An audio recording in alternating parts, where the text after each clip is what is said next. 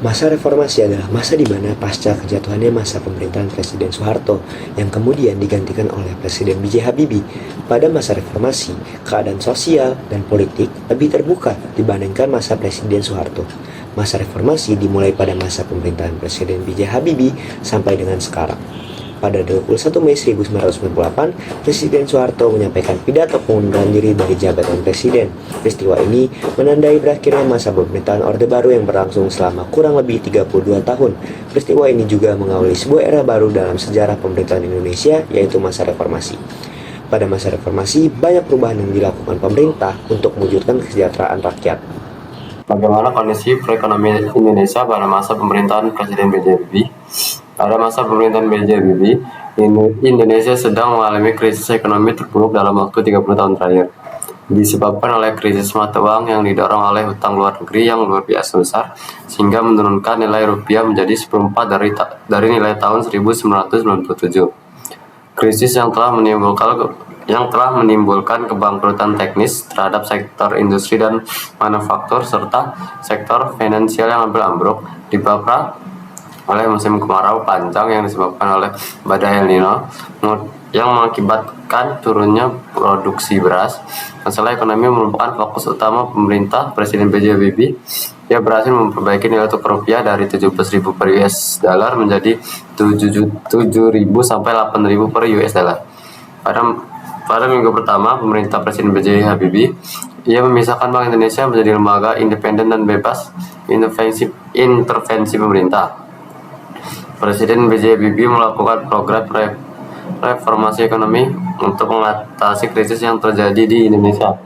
Program ini berisi langkah-langkah berikut. Melakukan perbankan dalam rangka program pemulihan ekonomi sejalan dengan pendataan kembali utang luar negeri Indonesia. B. Menetapkan undang-undang anti monopoli yang diatur oleh Undang-Undang Nomor 5 Tahun 1997 sebagai langkah ke arah penegakan lingkungan bisnis yang transparan, memprioritaskan jumlah suplai beras yang memadai dengan harga terjangkau karena jumlah penduduk yang hidup di bawah garis kemiskinan terus bertambah.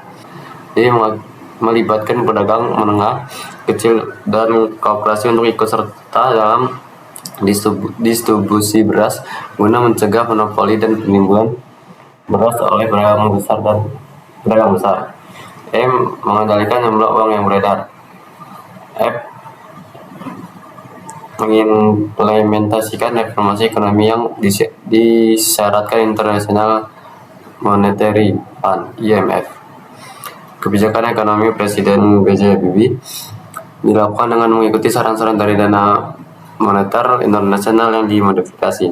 Dengan mempertimbangkan kondisi perekonomian Indonesia yang semakin buruk, reformasi ekonomi mempunyai 3 tujuan, yaitu 1. Merekonstruksi dan memperkuat sektor keuangan dan perbankan. 2. Memperkuat basis sektor real ekonomi.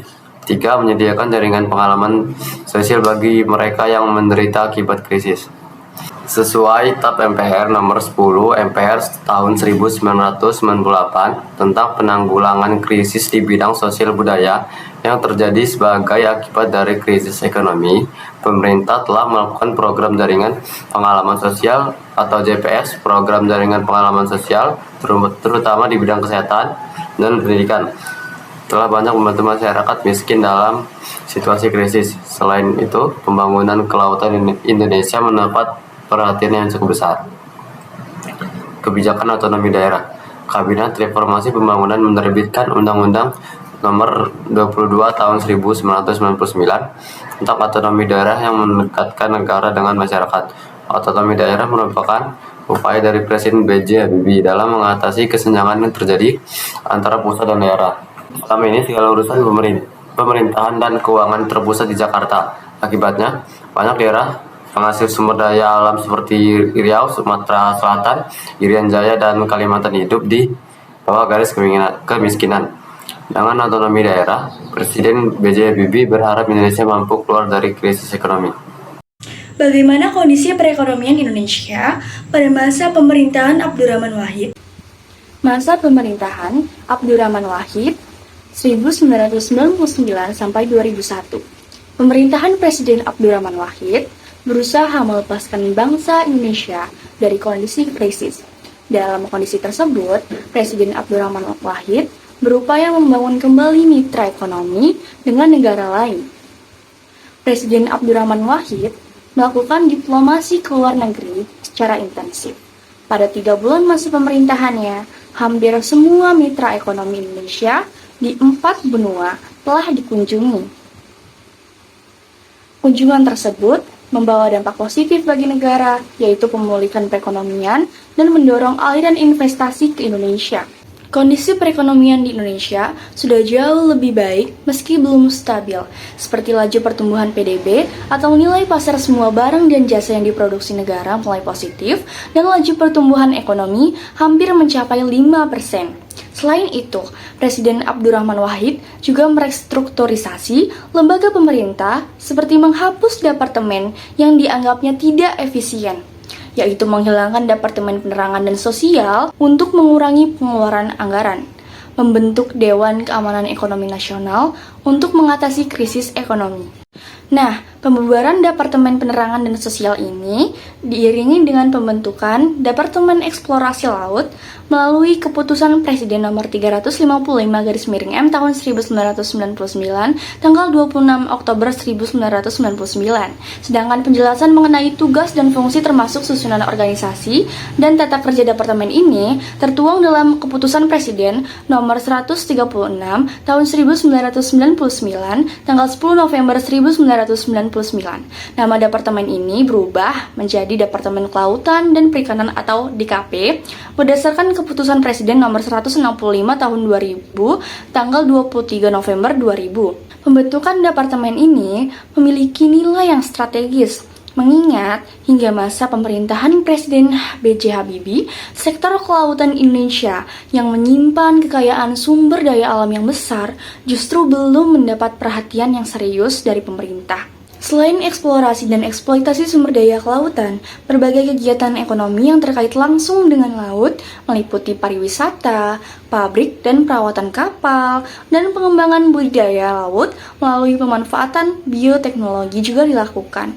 Pemerintahan Kabinet Persatuan Nasional di bawah kepemimpinan Presiden Abdurrahman Wahid mampu menjaga stabilitas perekonomian. Akan tetapi, dalam perkembangannya, hubungan Presiden Abdurrahman Wahid dengan koalisi poros tengah dan DPR tidak berjalan dengan baik.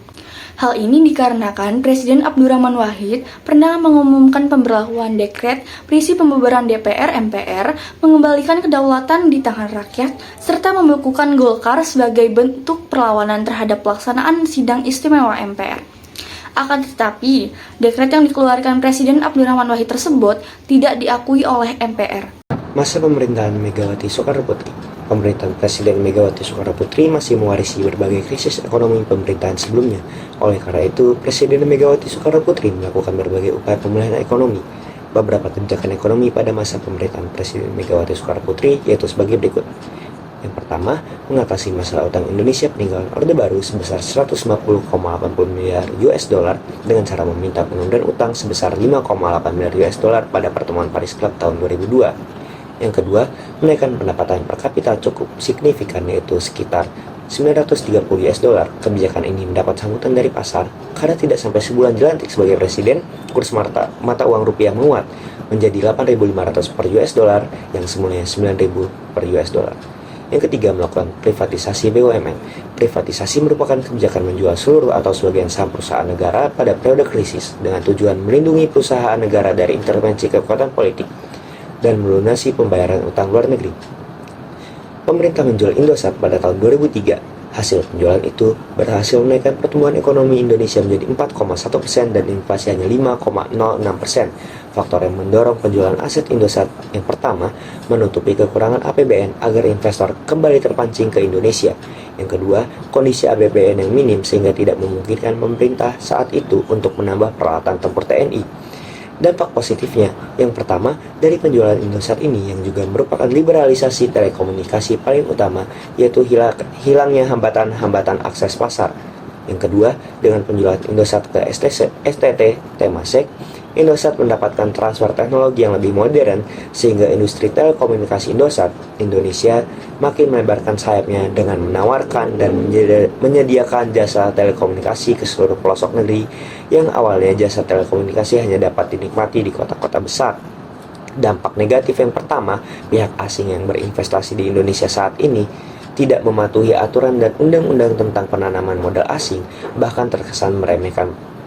Pasalnya, kepemilikan STT atas Indosat yang memegang saham sekitar 41% itu bukan satu-satunya investasi perusahaan Singapura tersebut. Ini dikarenakan Temasek melalui anak usahanya yang lain, Singapore Telecommunication, juga memiliki saham pada PT Telkomsel yang notabene milik pemerintah Republik Indonesia. 2. Dengan kepemilikan silang Temasek atas PT Indosat dan PT Telkomsel juga berdampak pada penetapan tarif antara tarif Indosat dan juga Telkomsel, sehingga Temasek dapat memonopoli harga yang menyebabkan persaingan tidak sehat antara Indosat dan juga Telkomsel. Salah satu indikator keberhasilan pemerintahan Presiden Megawati adalah rendahnya tingkat inflasi dan stabilnya cadangan devisa negara.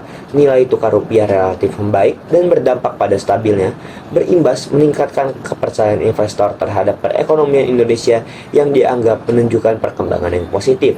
Kenaikan inflasi pada bulan Januari 2002 akibat kenaikan harga dan suku bunga, serta berbagai bencana lainnya juga berhasil ditekan pada bulan Maret dan juga April tahun 2002. Namun berbagai pencapaian di bidang ekonomi pemerintahan Presiden Megawati mulai menunjukkan penurunan pada paruh kedua pemerintahannya. Pertengahan tahun 2002 sampai 2003 nilai tukar rupiah yang sempat menguat menjadi melemah seiring menurunnya kinerja pemerintah. Pencapaian tersebut tidak berbanding lurus dengan jumlah penduduk yang masih banyak berada di bawah garis kemiskinan. Popularitas pemerintah juga menurun akibat berbagai kebijakan yang tidak populis dan meningkatnya inflasi. Selain itu, meningkatnya inflasi berdampak buruk terhadap tingkat inflasi real. Di antara kebijakan tersebut adalah kebijakan pemerintah yang menaikkan harga bahan bakar minyak atau BBM dan tarif listrik TDL, serta pajak pendapatan negara. Persoalan utang luar negeri juga menjadi persoalan karena pembayaran utang luar negeri mengambil porsi APBN yang paling besar, yakni mencapai 52% dari total penerimaan pajak yang dibayarkan oleh rakyat sebesar 219,4 triliun rupiah. Hal ini mengakibatkan pemerintah mengalami defisit anggaran dan kebutuhan pinjaman baru. Gebrakan lain yang dilakukan Presiden Megawati adalah mengakhiri kerjasama dengan International Monetary Fund atau IMF dan membubarkan Badan Penyihatan Perbankan Nasional atau BPPN. Bagaimana kondisi perekonomian Indonesia pada masa pemerintahan Presiden Susilo Bambang Yudhoyono dan Yusuf Kala?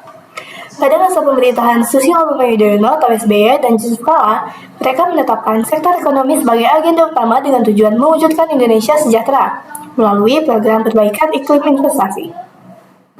Kondisi perekonomian pada masa pemerintahan SBY dan Yusuf Kala lebih stabil. Indonesia juga berhasil melunasi utang IMF. Cita-cita untuk kembali mencapai swasembada pangan diusahakan oleh pemerintahan Susilo Bambang Yudhoyono dan Yusuf Kala. Untuk menciptakan swasembada pangan, pada 2008, pemerintah mengeluarkan kebijakan revitalisasi pertanian dengan target swasembada gula pada 2008, swasembada daging, dan swasembada kedelai pada tahun 2010. Akan tetapi, kebijakan ini tidak dapat terlaksana karena krisis dunia dan melonjaknya harga minyak dunia. Kenaikan harga minyak dunia menyebabkan pemerintah memutuskan untuk menaikkan harga bahan bakar minyak atau BBM pada tanggal 1 Juni 2008. Pemerintah berusaha mengurangi beban masyarakat akibat kenaikan BBM dengan memberikan kompensasi berupa bantuan langsung tunai atau BLT kepada keluarga tidak mampu. Masa pemerintahan Presiden SBY dan juga Budiono pada tahun 2009 sampai dengan 2014. Selama masa pemerintahan SBY dan juga Budiono, beberapa kebijakan ekonomi diterapkan untuk meningkatkan perekonomian Indonesia. Berikut beberapa kebijakan yang diterapkan selama masa pemerintahan SBY dan juga Budiono. Yang pertama, pengurangan subsidi atau kenaikan harga BBM untuk mengurangi pengeluaran pemerintah dan juga mendorong penggunaan BBM yang lebih efisien. Yang kedua, kebijakan pro pertumbuhan yang terdiri dari 4 pilar, yaitu pro pertumbuhan, pro job, pro poor, dan juga pro environment. Yang ketiga, kebijakan untuk meningkatkan pendapatan negara dengan cara meningkatkan penerimaan tanpa menaikkan pajak. Kemudian yang keempat, kebijakan konservasi energi dengan meningkatkan dan menerbitkan instruksi presiden dan peraturan. 5. Kebijakan penggunaan gas dalam negeri untuk mendorong pertumbuhan industri dan sektor real. Keenam, kebijakan investasi dan menciptakan lingkungan yang kondusif untuk investasi.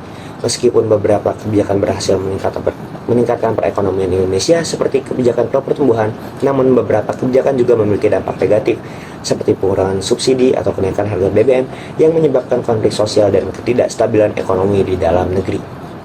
Bagaimana kondisi perekonomian di Indonesia pada masa pemerintahan Presiden Joko Widodo dan Yusuf Kala? Pada 17 November 2014, Presiden Joko Widodo mengumumkan kenaikan harga bahan bakar minyak atau BBM. Pengumuman tersebut direspon dengan aksi demonstrasi di berbagai daerah. Kebijakan Presiden Joko Widodo menaikkan harga BBM dianggap tidak tepat karena pada saat itu harga minyak dunia mengalami penurunan. Pada akhir 2014, pemerintah kembali mengeluarkan kebijakan berkaitan dengan harga BBM. Kebijakan tersebut sebagai berikut. 1. Pemerintah menghapus subsidi untuk BBM jenis premium. 2. Pemerintah memperlakukan subsidi tetap 1.000 per liter untuk BBM jenis solar. Pemerintah berpendapat pencabutan subsidi BBM digunakan untuk memperbaiki sektor produktif. Penguatan ekonomi juga dilakukan Presiden Joko Widodo dengan menghadiri beberapa konferensi tingkat nasional seperti APEC, ASEAN Summit, dan G20. Pada konferensi, Presiden Joko Widodo mengajak para investor dunia agar bersedia menanamkan investasinya di Indonesia.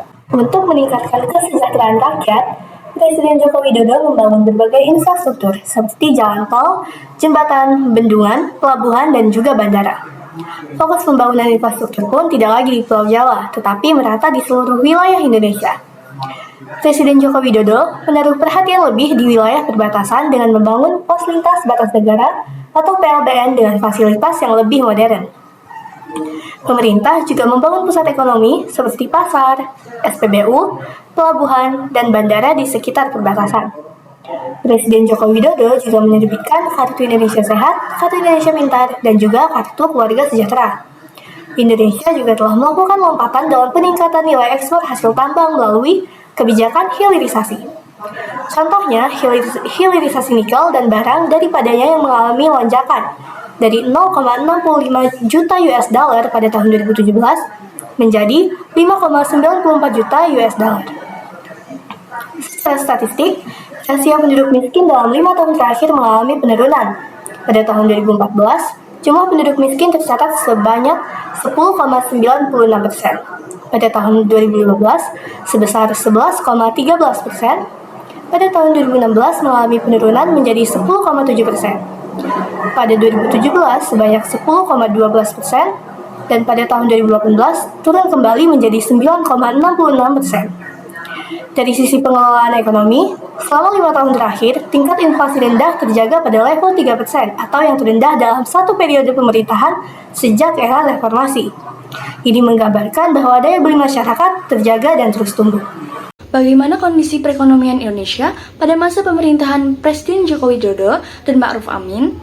Masa pemerintahan Joko Widodo dan Ma'ruf Amin tahun 2019 sampai 2024. Dalam bidang ekonomi, pemerintah membuka seluas-luasnya investasi. Badan Koordinasi Penanaman Modal atau BKPM menargetkan pencapaian investasi pada 2020 sebesar 880 triliun atau 11% lebih tinggi daripada tahun 2019.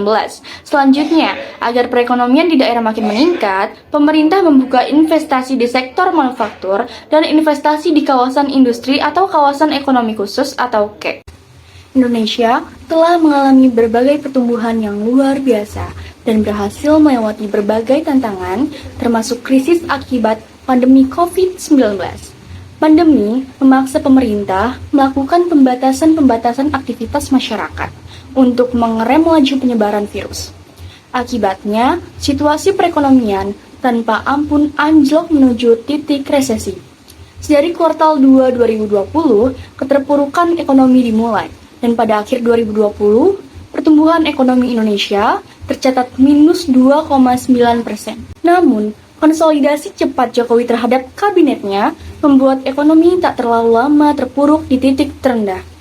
Memasuki tahun 2021, perekonomian mulai terasa menggeliat meski masih dengan pembatasan-pembatasan.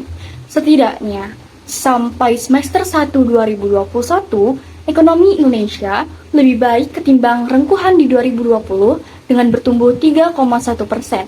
Bermacam program penanggulangan COVID-19 mulai menampakkan hasil, terutama pada kuartal 2 2021 ketika program vaksinasi mulai dijalankan. Ujian memang datang lagi pada Juni dan Juli 2021 ketika gelombang kedua penyebaran COVID-19 menyerang Indonesia. Sistem dan fasilitas kesehatan, terutama di Jawa dan Bali ketika itu hampir kolaps karena lonjakan laju infeksi yang teramat tinggi.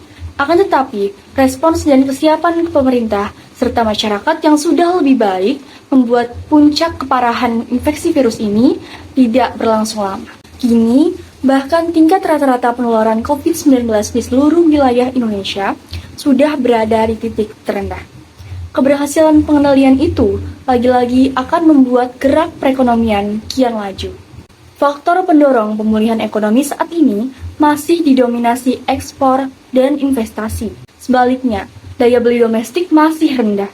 Persoalannya, ekspor Indonesia ke negara tujuan masih berbasis komoditas. Porsinya di atas 50% dari total ekspor. Ekspor produk yang memiliki nilai tambah dari industri manufaktur masih di bawah. Karena itu, keinginan Jokowi untuk menggenjot hilirisasi industri wajib kita dukung dan awasi implementasinya.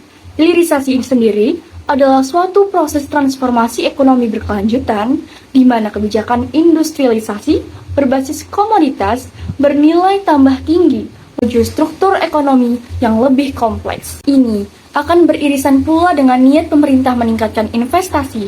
Hal tersebut penting karena lewat sisi itulah tenaga kerja bisa terserap dalam jumlah yang besar. Pada kuartal 2 2021 lalu, tren penyerapan tenaga kerja dari investasi naik 18,5%. Angka itu semestinya bisa dikerek lagi jika kemudahan berinvestasi juga diimplementasikan dengan baik di lapangan. Di sisi lain, masih lemahnya daya beli masyarakat sepatutnya dimaknai dan disadari bahwa program serta kebijakan ekonomi yang dilakukan selama ini belum sepenuhnya menjangkau masyarakat secara langsung.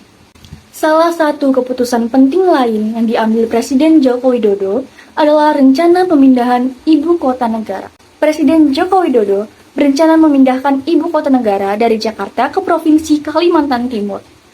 Salah satu tujuan pemindahan ibu kota adalah pemerataan ekonomi. Presiden Joko Widodo ingin membangun pusat pemerintahan. Presiden Joko Widodo ingin membangun pusat pemerintahan baru yang terkoneksi dengan pusat ekonomi. Pemindahan ibu kota ditargetkan selesai pada 2024. Oleh karena itu, Presiden Joko Widodo membentuk Badan Otoritas Pemindahan Ibu Kota untuk mengurus segala keperluan terkait pemindahan ibu kota.